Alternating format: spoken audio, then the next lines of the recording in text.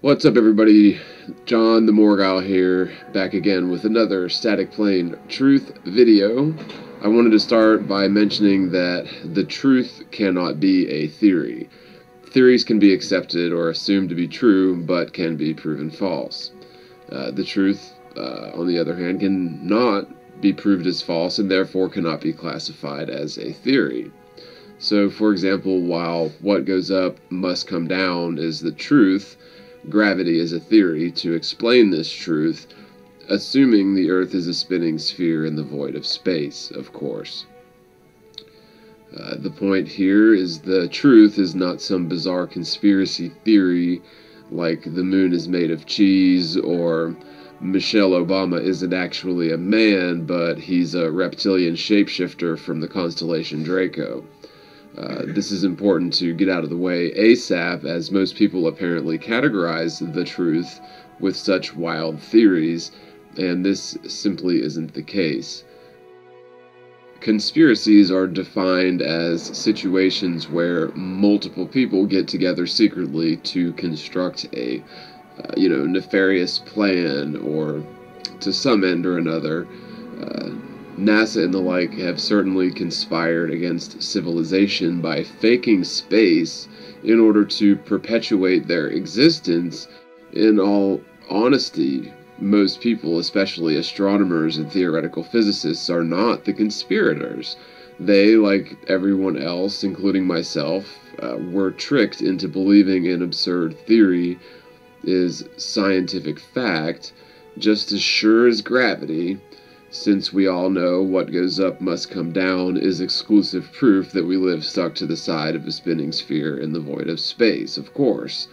The truth is, the Earth is a stationary plane, so the physical law, what goes up must come down, is certainly compatible with the fact that the world is a stationary plane. It's much more simple. If you actually think about this, what goes up must come down is rather absurd if you assume the Earth to be a spinning ball, and is in no way exclusive proof of the theory of gravity. Furthermore, it's been shown that the heliocentric model doesn't work in theory or reality. This means infinite space doesn't exist, and the prevailing modern worldview is founded upon propaganda, currently generated by the federal government and propagated mostly unwittingly by popular fiction, science, and the mainstream media, as well as just the people at large who are repeating what they've heard or mimicking what they've been led to believe for their entire lives by the cult of scientism. Our belief systems are formed most solidly during adolescence, formed by what we see, hear, and experience.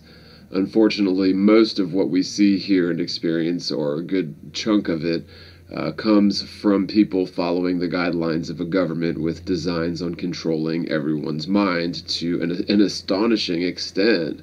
Of course, government, the word, etymologically translates directly to mind control.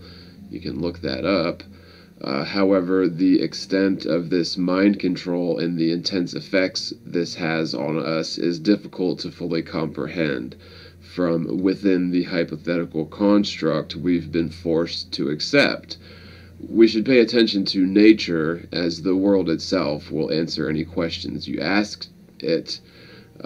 Physical, repeatable experiments and logical conclusions based on observing and measuring reality are the best method to understanding reality properly.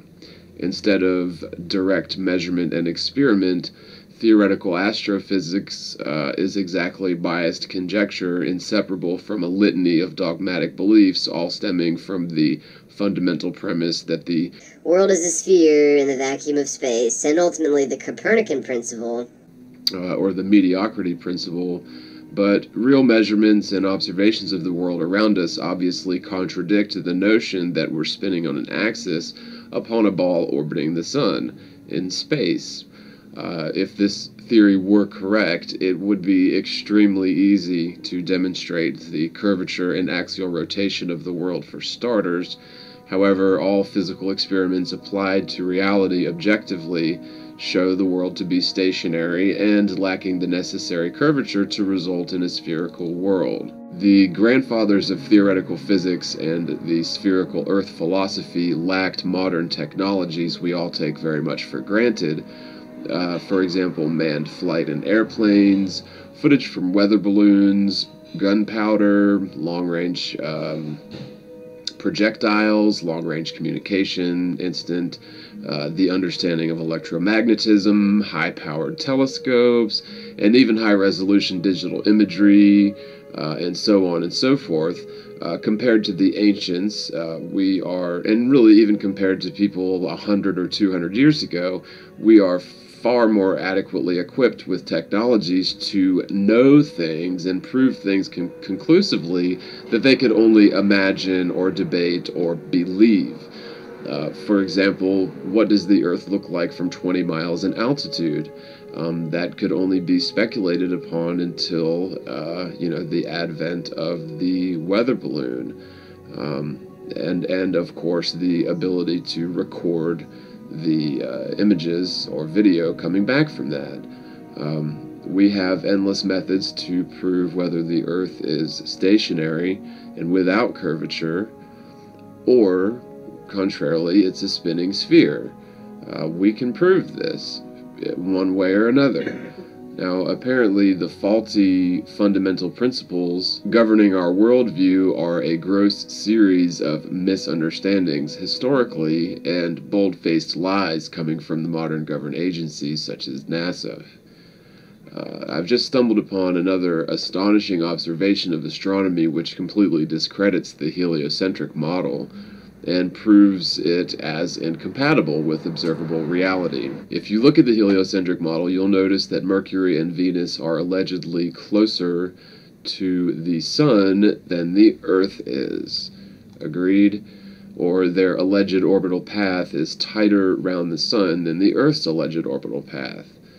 If you look at the diagram series here and understand some fundamental principles which are never really considered that much in the heliocentric model, it's indeed irrefutable proof that the heliocentric model doesn't work.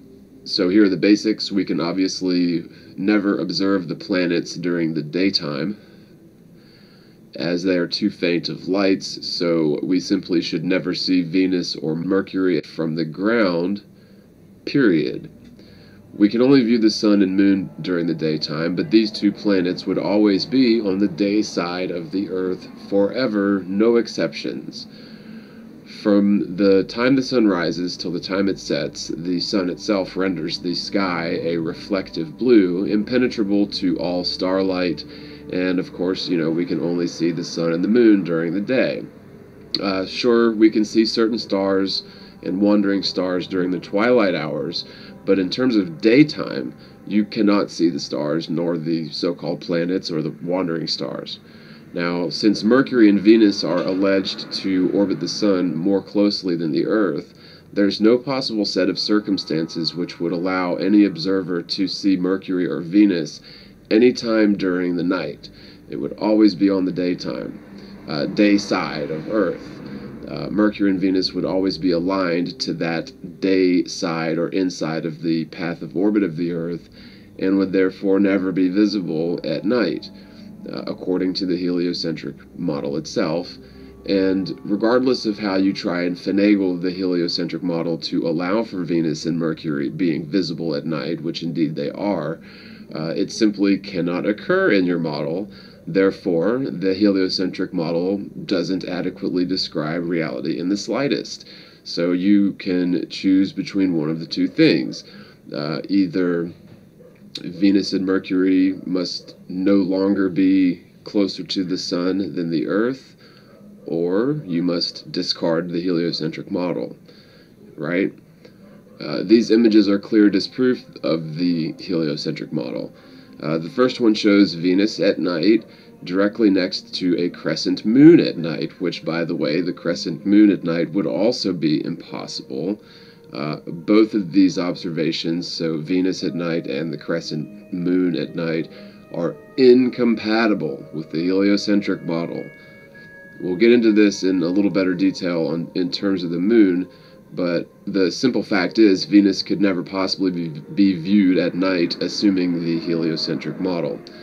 The so-called planets allegedly adhere to the ecliptic, or a common plane of orbit around the sun, more or less, since daytime is always represented as the direction towards the inside of the Earth's orbital path, or the side facing the sun, regardless of spin or regardless of axial rotation, while nighttime would always be represented as the direction opposite the sun, or midnight at least would be represented as the direction opposite the sun, or the outside of the path of orbit. If you actually think about this logically, Venus and Mercury should have never been discovered and couldn't possibly be visible at night if we're really humoring and scrutinizing the heliocentric model. The second image shows Mercury, Venus, and Jupiter 30 minutes after sunset, all in the same image. And I find this image sort of amusing and, really just excellent proof, because it totally debunks the heliocentric model yet again. A picture truly is worth 1,000 words. Jupiter should only be visible during the nighttime, for one. This is due to its alleged position being further away from the Earth, or with a wider path, orbital path around the sun, allegedly. And so it would only be visible on the night side, since it's further away from the sun, and hence we'd need to face away from the sun to see it. Now, of course, there would be conditions when it's hypothetically, or Jupiter is hypothetically on the opposite side of the sun as the Earth, but that would be the daytime side, according to us, so we wouldn't be able to see it. So again, Jupiter should only be visible during the nighttime, and Mercury and Venus should only be visible during the day, and yet there they are, all three in the same frame 30 minutes after sunset. Wow, I mean, that's a pretty big deal if you think about it, and I'm really curious to know how two planets, which should be only visible during the day, could be seen nearly aligned to Jupiter 30 minutes after sunset. This is extremely damning evidence against the heliocentric model. Both of these two images that you're seeing here are. And as I've mentioned, I'll get back into the moon phases in a bit, because this has been argued a little bit, and I just wanted to, end the discussion on that, because it is a solid piece of evidence against the heliocentric model.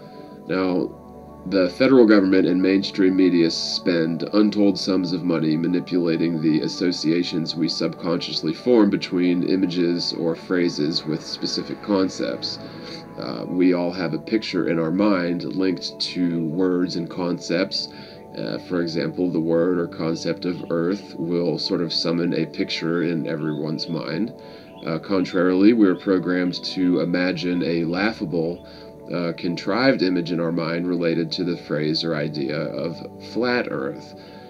When considering the word Earth, most people will conjure up an image of the blue marble forgery from the faked Apollo missions, allegedly, which was used in every textbook, documentary, and presentation for many decades, and in any media relating to using a picture of the planet Earth from space, in quotes.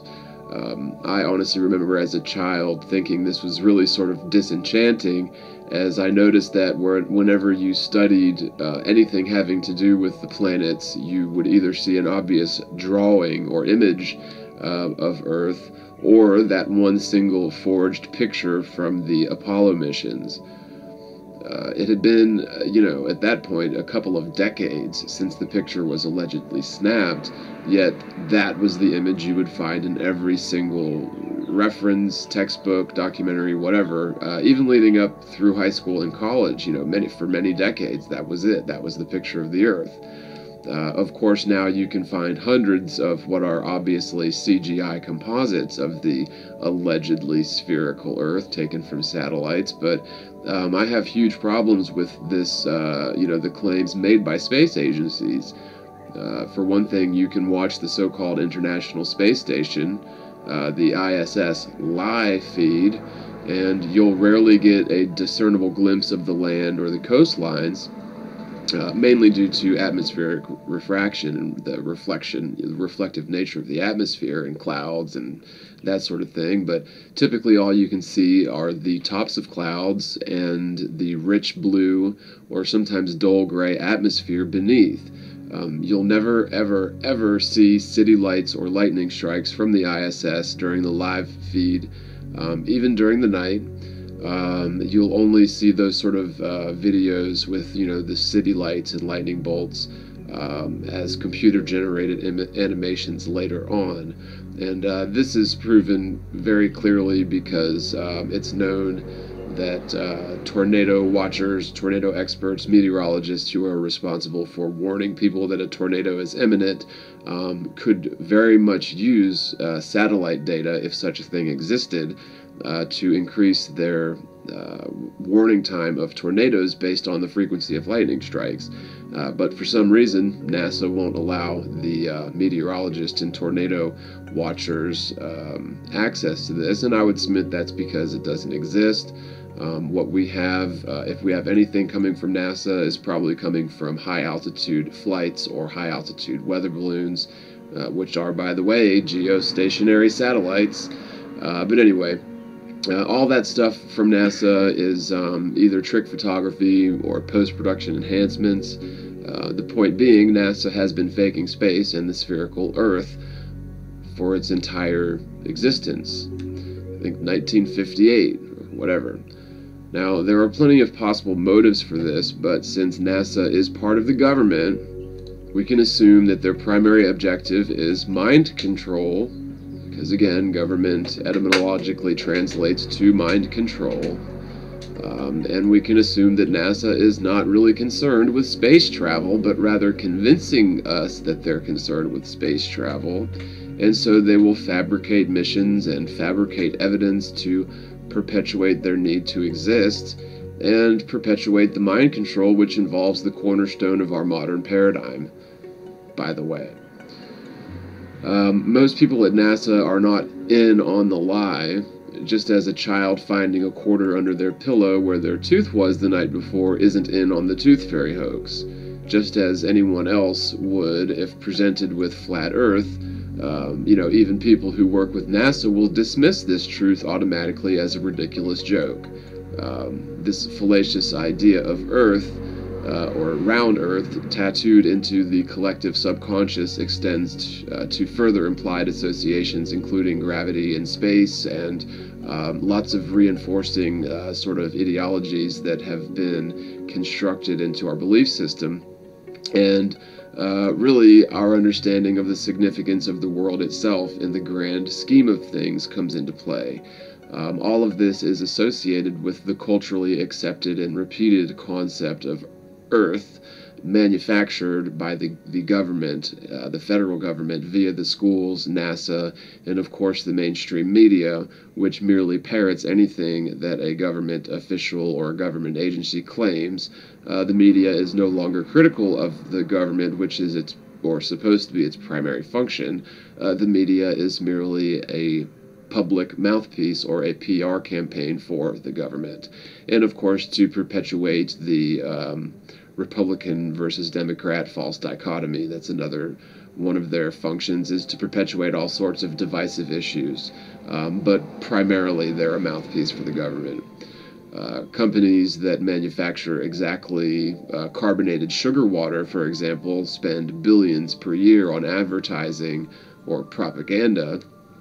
Similarly, NASA spends billions every year to manufacture and reinforce popular opinion using grandiose forgeries in terms of their rocket launches and cheap B films to less than adequately fake space travel, which are, of course, disseminated across the mainstream media mouthpieces as scientific fact. Their goal is, of course, not to explore space and to share knowledge, but instead to preserve the prevailing status quo, which entails the current prevailing model of the universe, ultimately perpetuating the need for a space agency. There really isn't much need for a space agency if space doesn't exist.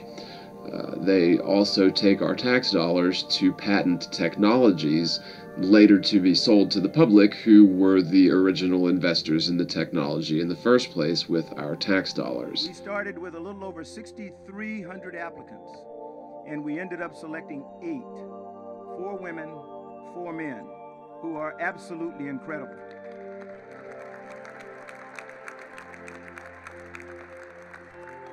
And because we're accepting applications through February 18th for a new diverse generation of astronauts that will blaze a trail to Mars. You are absolutely correct that we don't have everything that we need to get humans to Mars.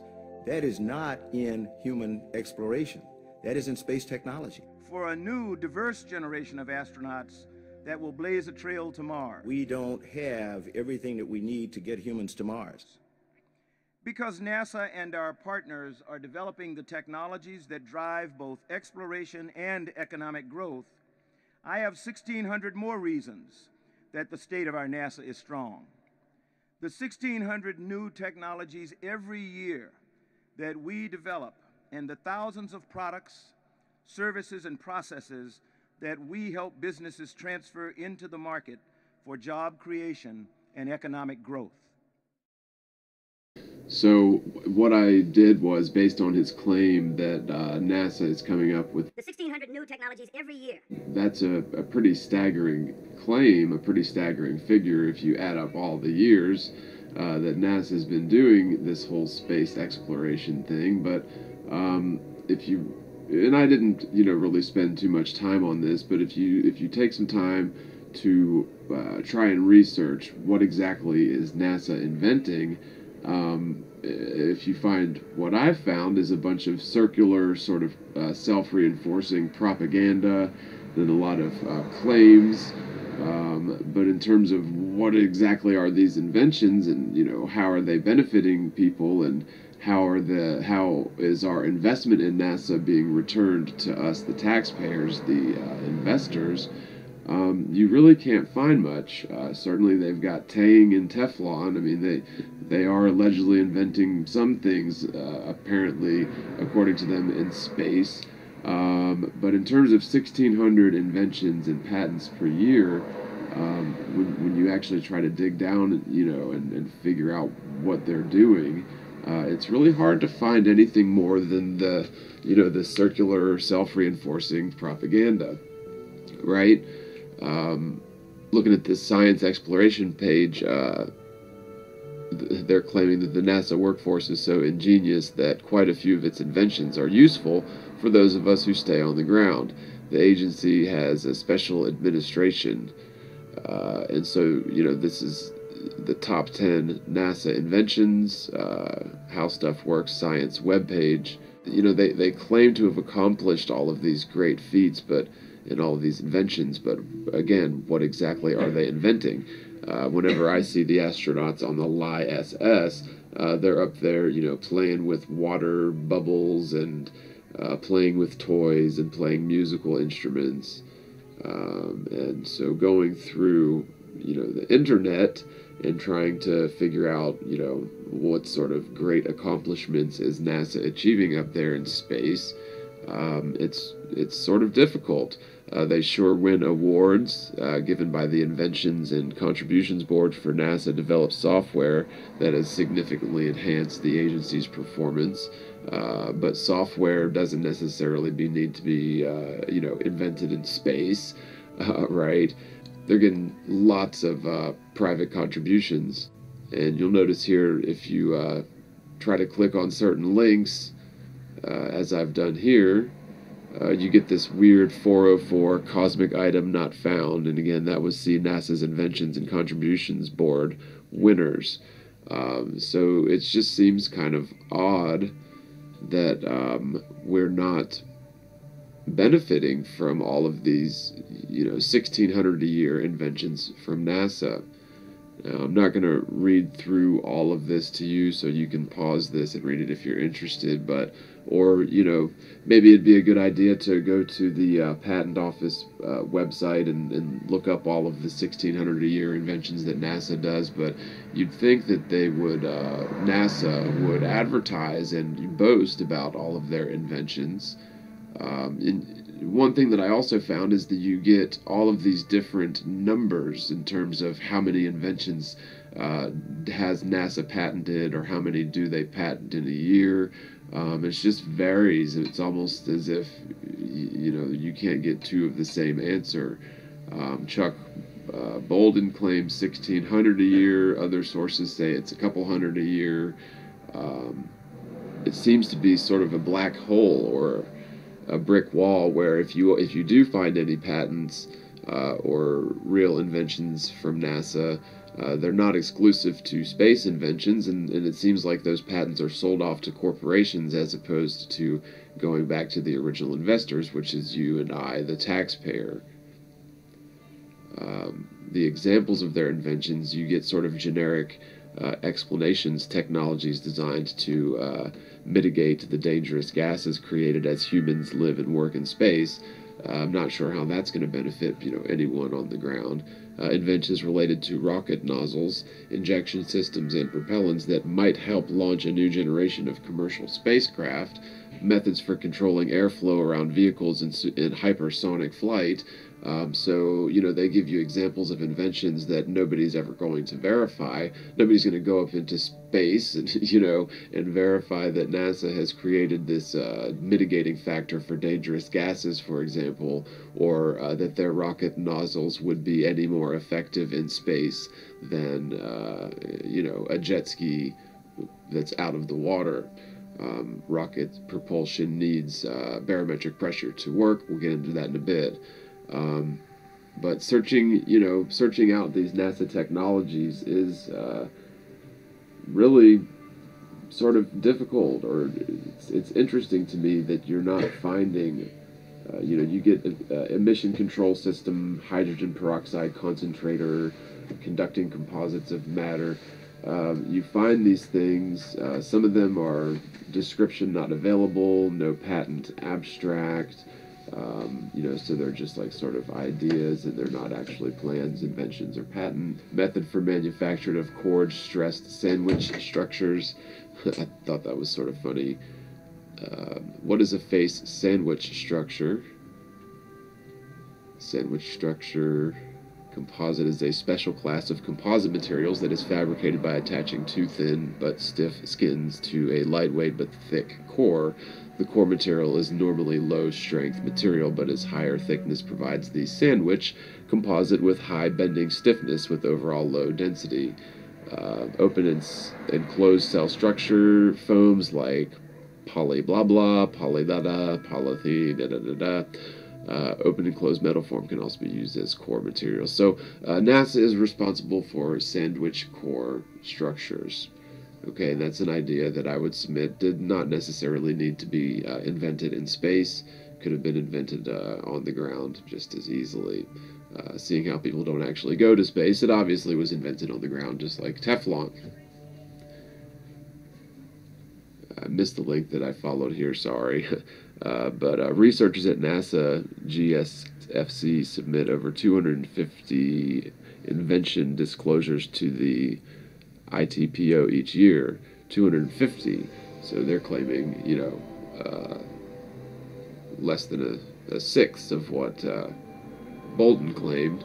So you're getting, again, these sort of differing numbers depending on the source. Just a couple of examples, definitions. You can read through this at your leisure. Protected technologies. Certain wheel assemblies, flight mirror mounts, aerodynamically stabilized instrument platform, space cube demonstration platform. They've got some communications pseudo-noise modulation. I bet that's for their jet engines on the ISS. Pseudo-noise code modulation using return to zero pauses for ranging. It's for communications anyway. I was just kidding. Who knows? So, you've got these U.S. patents and certain things like sandwich structures. Just looking into a little bit more to pseudo-noise code modulation. Pseudo-random noise code is one that has a spectrum similar to a random sequence of bits, but is deterministically generated, driven ground, electrical connections. Let's see what that is. Seems as if it has to do with grounding something out, as in an electrical circuit. Looking into high-field superconducting magnets. Superconducting magnet includes an insulating layer disposed about the surface of a mandrel, a superconducting wire wound in adjacent turns about the mandrel to form the superconducting magnet, wherein the superconducting wire is in thermal communication with the mandrel, and the superconducting magnet has a field-to-current ratio equal to or greater than 1.1 Tesla per ampere, a thermally conductive potting material configured to fill in interslices between the adjacent turns, where the thermally conductive potting material and the superconductive wire, you can read that or pause it. So, this sort of thing, could have been invented by somebody on the ground who works for NASA. I just don't see the really sort of idiotic astronauts who play around in gorilla suits coming up with these sort of inventions.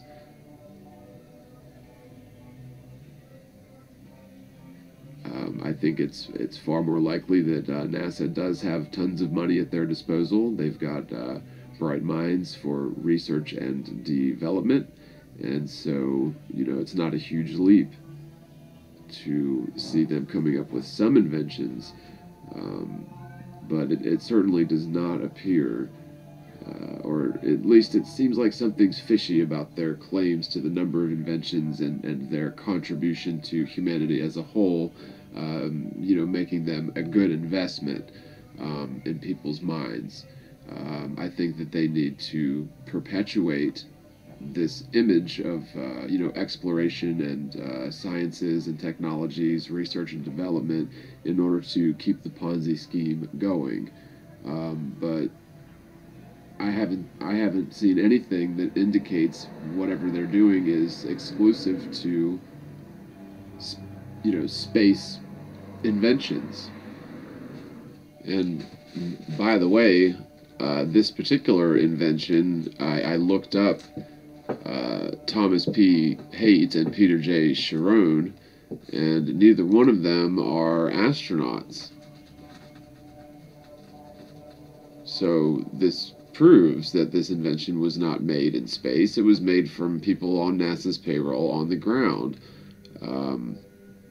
So the idea that NASA is coming up with all of these inventions because they're in space and therefore we need to keep giving them billions of years to stay in space is ridiculous, even considering the inventions that they do come out with, which are just, inventors on their payroll, inventing things on the ground in reality. While we're at it, the state of our nation is strong because more venture capital was invested in America's space industry in 2015 than in all previous 15 years combined. Meanwhile, because for the 4th year in a row, we are the #1 rated best place to work in the federal government, the state of our NASA is... We're seeing the kind of drift that is going to make our mission, the core mission that I believe it should be, difficult to reach. The budget request for Earth Science, put a little numbers to this 41% increase for FY16 is $1.95 billion. A lot of systems monitoring Earth, multiple agencies supporting Earth sciences, but we are without the basic required system to send pioneers to Mars. So 41% increase. But yet NASA, the only agency, the only part of our government that is working on sending people out there, doesn't have the basic capacity to do that while we're decreasing and increasing our sciences. So I know I'm running out of time, but I'm concerned that with the small amount of money that we've allocated to our mission that's been endorsed by the President. And Mr. Chairman, I'll yield it back to you. Senator, may I make a comment? Because again, I want to make a slight correction. You are absolutely correct that we don't have everything that we need to get humans to Mars. That is not in human exploration. That is in space technology. This agency and this president has been we requested $1 billion when I became the NASA administrator to establish a space technology mission directorate, because the things that we're missing in being able to safely and effectively send humans to Mars, that the majority of that is not done in the human exploration mission directorate. I need it to be done in Space Technology Mission Directorate, and that's not funded efficiently. So why not fund the Mars Opportunity Rover in the 2016 budget? Mars Opportunity Rover, Senator, we are getting incredible data from Mars through Curiosity, through Opportunity. We're getting ready to send InSight. We cannot continue to operate instruments and missions whose time has passed, because I won't be able to put something like InSight on Mars in 2016 that for the first time ever is going to core deeper into the surface of the planet. I don't have a rover that can do that today. From Earth, we'll pass through the Van Allen belts, an area of dangerous radiation.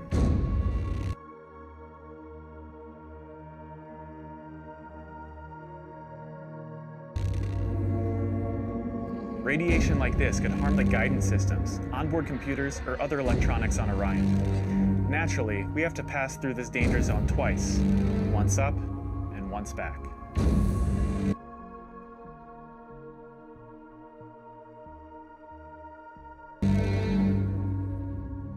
But Orion has protection. Shielding will be put to the test as the vehicle cuts through the waves of radiation. Sensors aboard will record radiation levels for scientists to study. We must solve these challenges before we send people through this region of space. Being realistic, if space doesn't actually exist, again, there isn't any real need for a space agency, and if we are to fund scientific research and development, assuming they at least do that, which I'm not even sure that they do that, then assuming that they do, then shouldn't we benefit from the investment that we put towards that space agency instead of paying for the fruits of any of their research and development? Again, this goes back to what is the purpose of a corporation. The purpose of a corporation is supposed to be a public work, something that's going to benefit the public, and that's why they're able to collect money for projects. NASA, being sort of a black budget government organization, isn't exactly a corporation, but we are still investing in it with tax dollars, and we should be able to benefit from that investment if they do produce anything of value, which, I'm doubtful. The main thing is that NASA, much like the DEA imports hardcore drugs into the culture in order to perpetuate their existence, so too NASA fakes space to perpetuate their existence. If there are no drugs on the street and no drug dealers to arrest, then you have no use for a drug enforcement agency, right? So the DEA has a motive to import addictive drugs to the inner cities, which they've been caught doing. So NASA has a motive to lie about space for self-preservation, to perpetuate the ideology which underlies the culture we find ourselves in.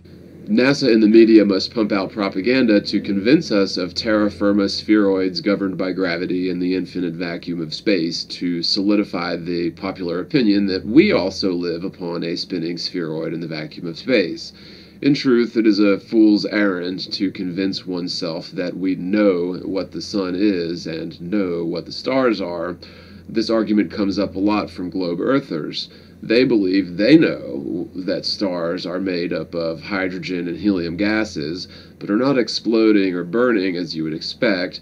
They're performing the whimsical act of hot atomic fusion, which is theoretical and cannot be replicated by science or demonstrated in reality, nor would any such demonstration necessarily correlate to the sun or the stars could it be performed. Nuclear power is merely a high-tech form of steam power, and bombs that split the so-called atom to create devastating blasts that could wipe out entire cities do not exist.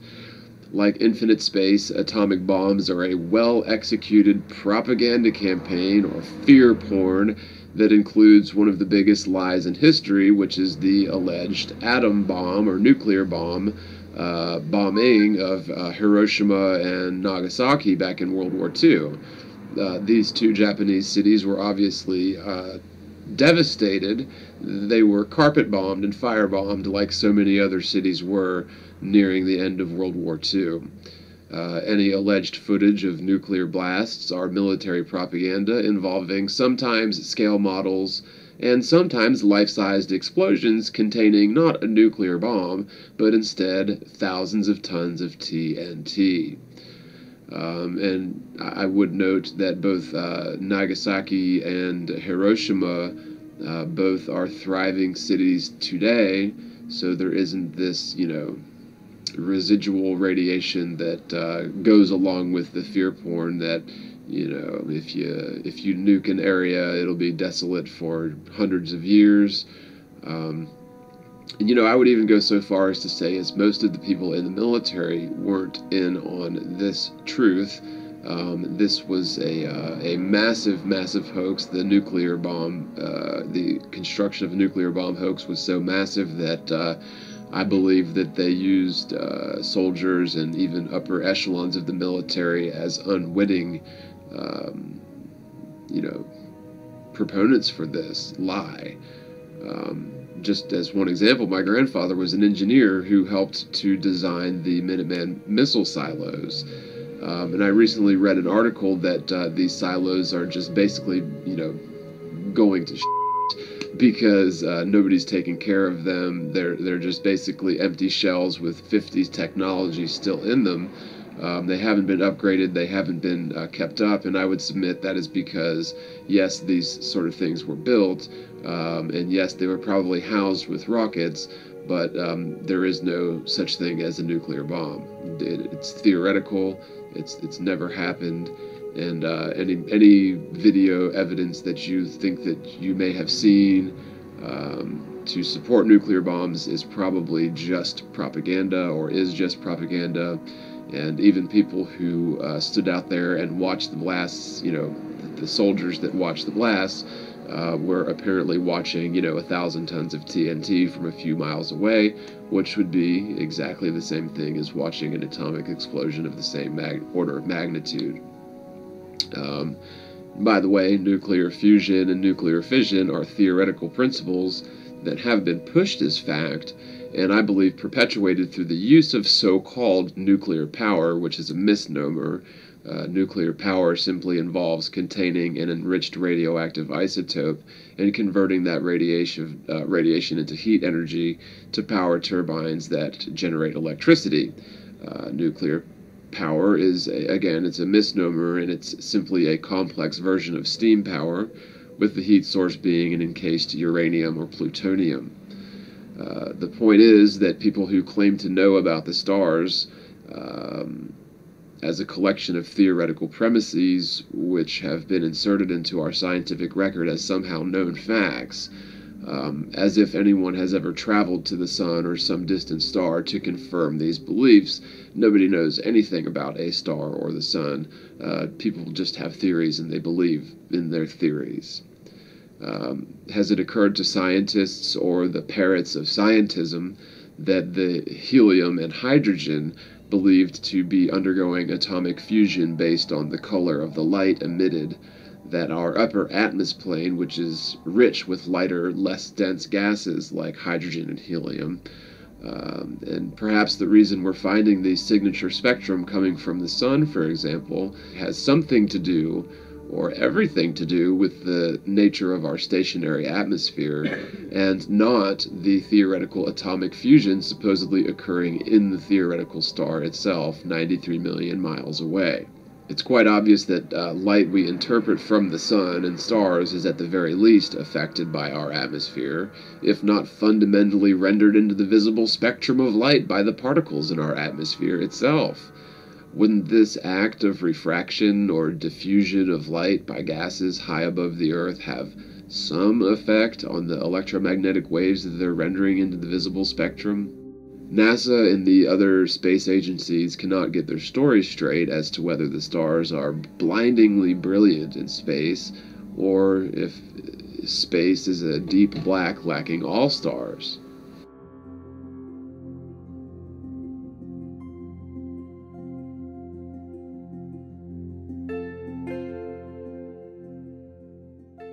Could you tell us something about what the sky actually looks like from the moon, the sun, the earth, the stars, if any, and so on?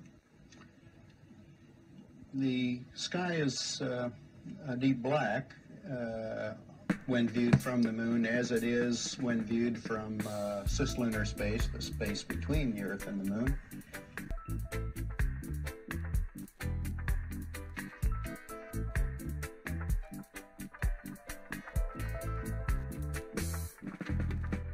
The sky is a deep black when viewed from the moon, as it is when viewed from cislunar space, the space between the Earth and the moon.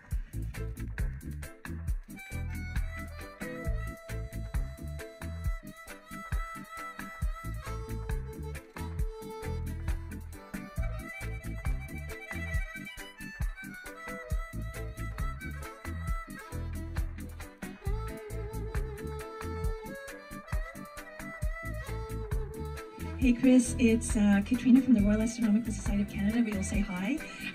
Astro YYZ here. Anyway, as an amateur astronomer, I'm interested in knowing what astronomical objects can be seen from the ISS, given you have so many lights around you, lights and machines. Is there anywhere dark you can go on station where you can look out and really get dark adapted and see what's out there? Yes, sort of like a little kid leaving home. Most of our glances are back towards Mother Earth, but we do have windows that face the rest of the universe. And I spent some time looking at some actually yesterday, looking at one yesterday, and remarking on actually just your question that the sky is almost white with the light of the universe, with the uncountable number of stars. The sky is a deep black. The sky is almost white with the light of the universe, with the uncountable number of stars.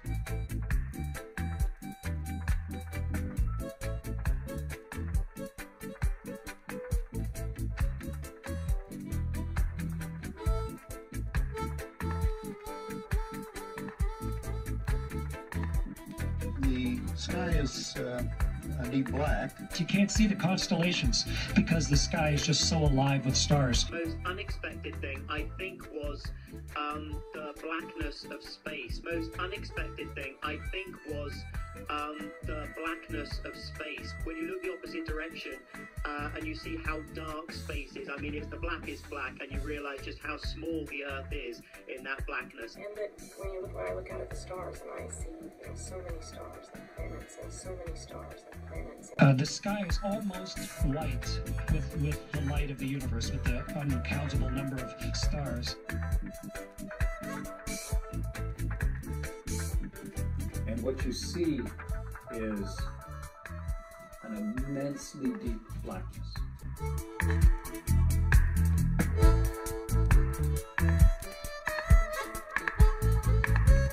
There with the world right there, and then when you look the other way, it's the whole universe, and the blackness is a palpable blackness. It's not just dark, it's forever.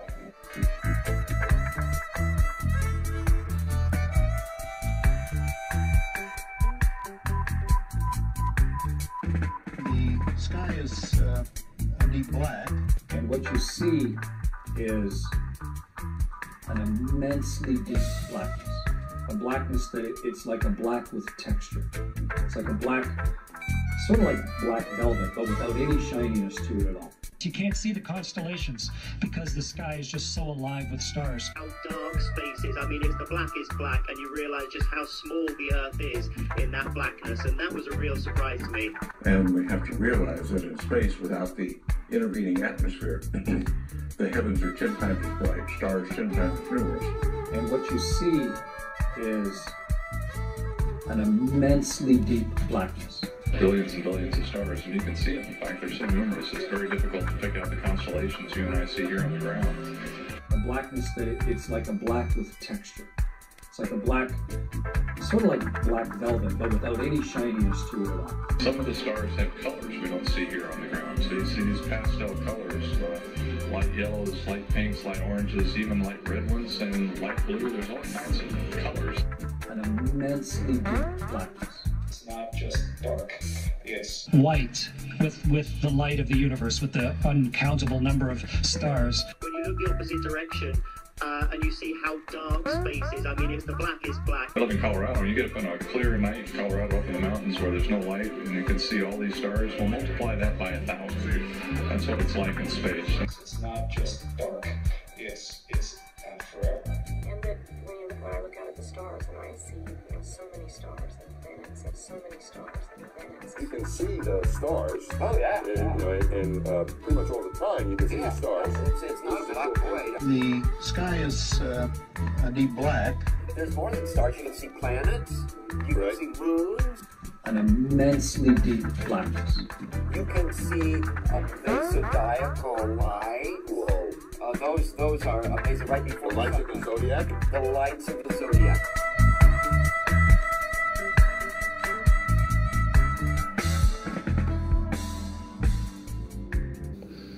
So what is it, astro liars? Are the stars so bright you can't make out the constellations, or is the sky so extremely dark like black velvet when you're in space?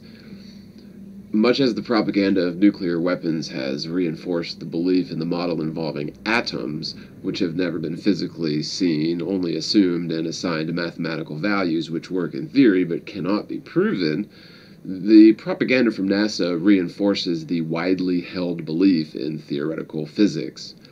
Such grandiose lies feed the arrogance and egotism of theoretical physicists, aka hypothetical philosophers. The shape of the Earth and the nature of the sky beyond have already been explained to us all as children by others who had the same, very same model explained to them during their childhood, all reinforced by consistent outside sources infused into the curriculum for the duration of their education. Gazing at the stars and by some leap of logic and faith applying observations of these mysterious lights in the sky to prove the shape of the world is a pretty huge leap. However, with the constant propaganda from NASA, which they've pushed in the belief in physical, spherical terra firma planets in space, it turns out the alleged missions to Jupiter back in the 70s were lies. The moon landings were also lies. Nuclear bombs appear to be lies, and by extension the Cold War and the space race were also lies. The Antarctic Treaty must be on the up and up, right? I don't think so. I tend to doubt it. All of these lies spread by the federal government and its deep pockets for propaganda are a toxic combination of pre-programming, willful ignorance, unfounded assumptions, and an unquestionable belief in unproven theoretical concepts which must always be assumed. One prime example is gravity. This ultimately adds up to an impenetrable brick wall to scientific progress in the form of an unquestionable dogmatic belief. Any school of thought which contradicts these such theoretical premises is ignored or ridiculed, but never considered logically, of course. Over time, this bias has managed to somehow convince the entire world the exact contrary of reality, which is obvious to an honest, unbiased observer who rationally scrutinizes the heliocentric model and applies that comparatively to observable reality. The world is obviously stationary and without curvature, yet people will drop an object on the ground to allegedly prove that the world is a spinning spheroid governed by gravity. The only circumstantial evidence suggesting that the world spins at all involves the celestial bodies. Physical experiments such as Airy's failure show that the Earth is fixed and it is the starlight that is apparently moving. The motion of the celestial bodies is not caused by the spinning of the Earth, but they are apparently spinning around in a great circle concentric with the North Pole star once per 24 hours.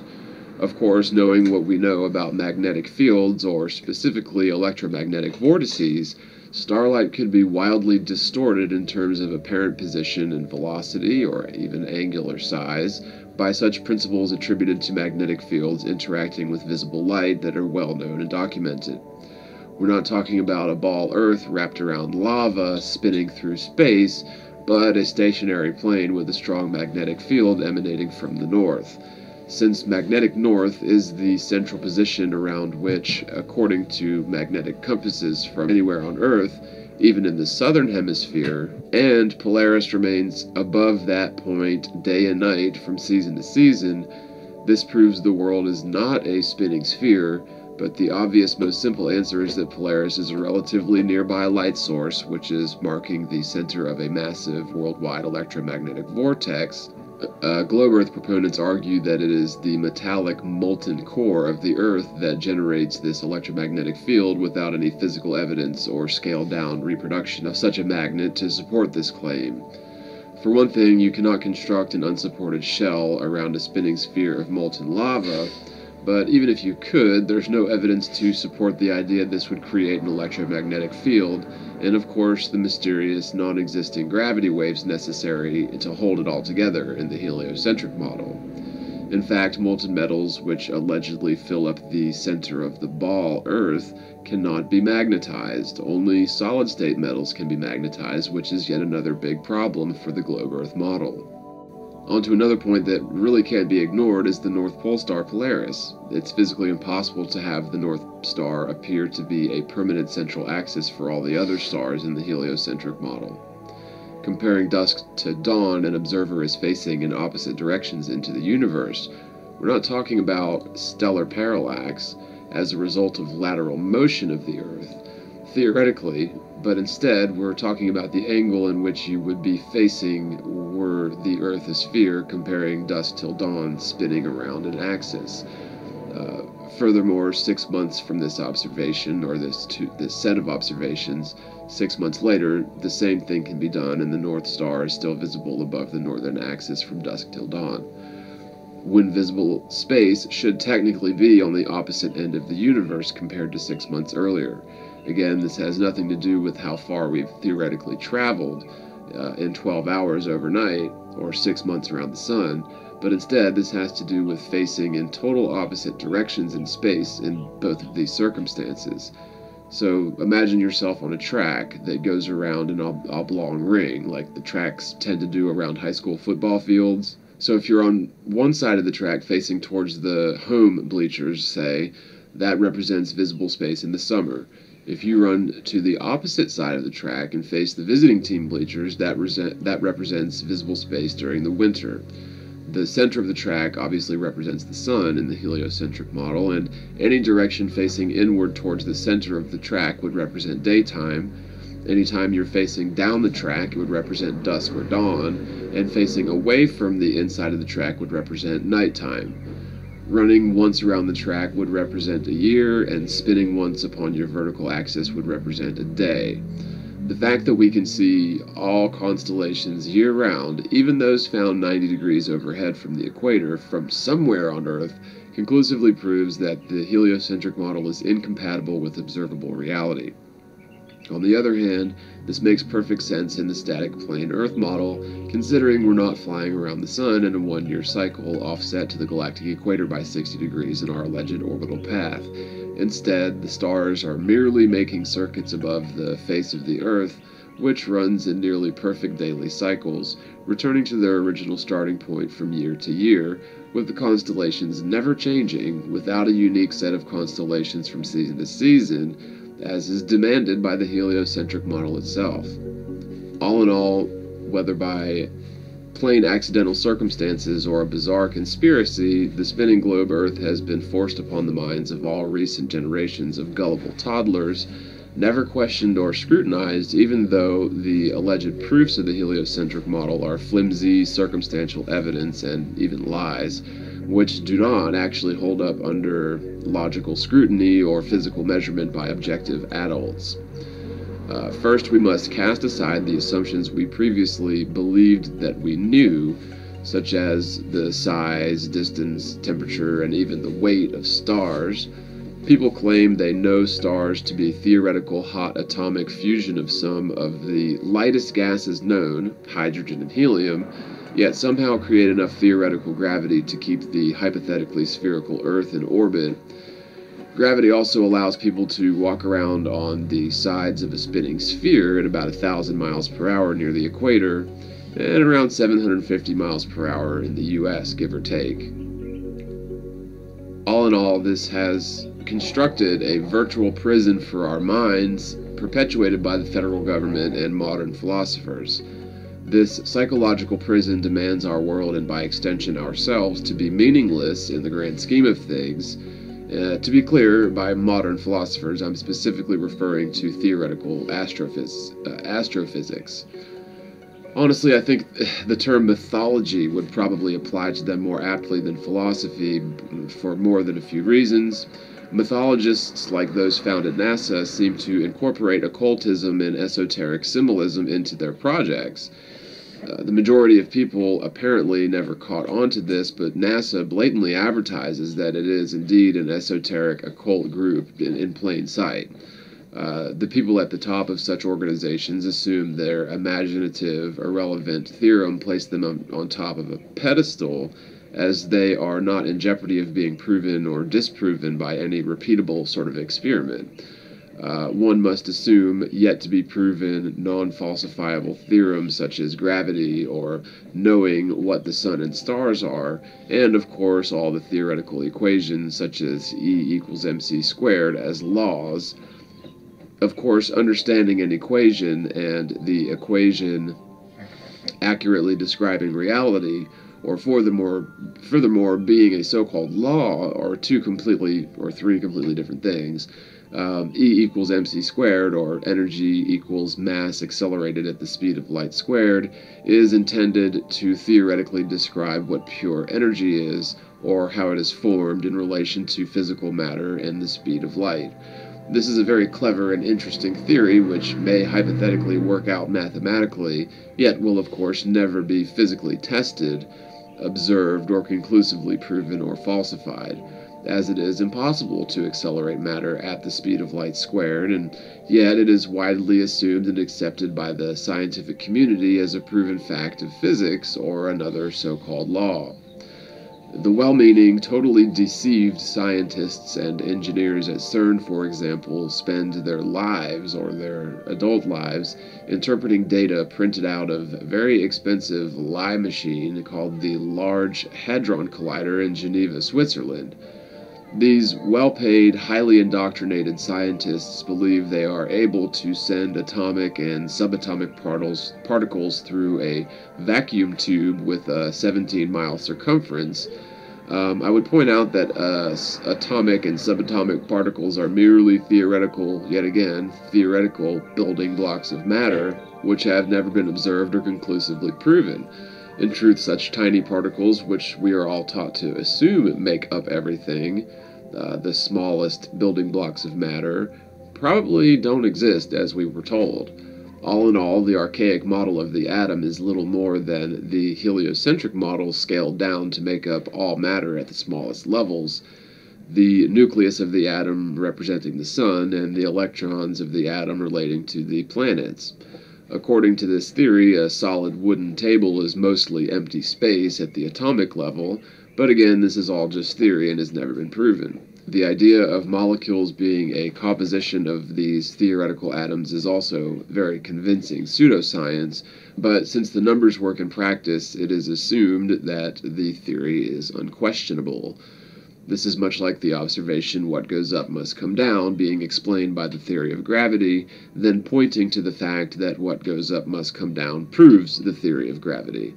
I'm not necessarily suggesting I'm not necessarily suggesting we give the scientists at NASA or CERN a free pass, but they're not entirely to blame for their ignorant arrogance in the perpetuation of much fantasy as science.